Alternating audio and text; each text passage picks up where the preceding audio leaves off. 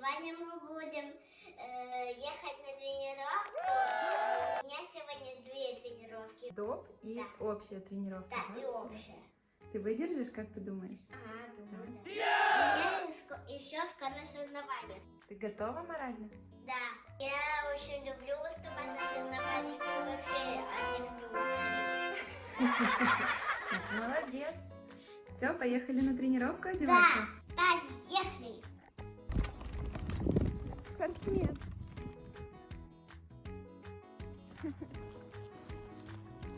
Сегодня мы поедем на тренировку. А расскажи еще, сколько лет ты занимаешься и кто твой тренер? Мой тренер Александр Геннадьев. Ты занимаешься уже 2-й год.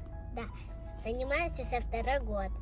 Нравится тебе на тренировках? Да. Мне уже 5 лет только исполнилось, когда у меня был день рождения. Ну хорошо, мы собрались и едем на тренировку. Сначала напомню, что у тебя сейчас доп. Да. Уже в эту пятницу, 7 мая, будут соревнования. Ты готова? Да. Страшно? Немножко. Ну поехали. Поехали.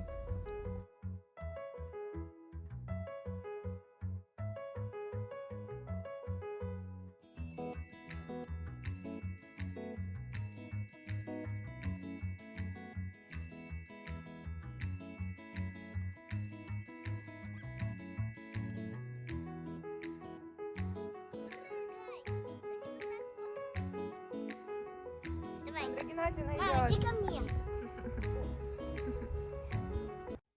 Так, спортсменка, у нас тут небольшое ЧП. У нас разлилась вода в кульке.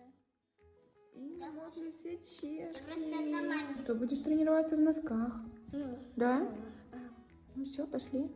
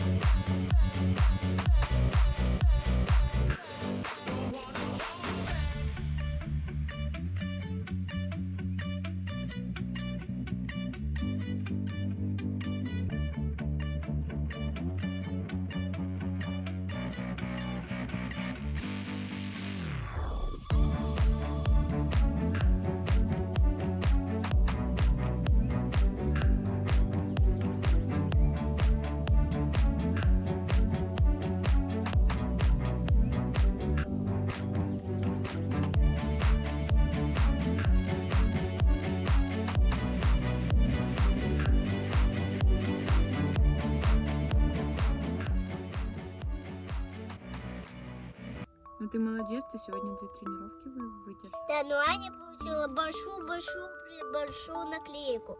Ну Аня, наверное, очень старалась. Ну да. А ты? Ну я нет. Почему? Бросок просто плохо делала. Прыжок? Бросок сына бросок. плохо сделала. И еще вот эту вертушку плохо сделала. Мастерство, вот это бублик. Ой, мам, смотри, у Маши вот. И она почему-то плачет. Ну поехали домой отдыхать. Поехали.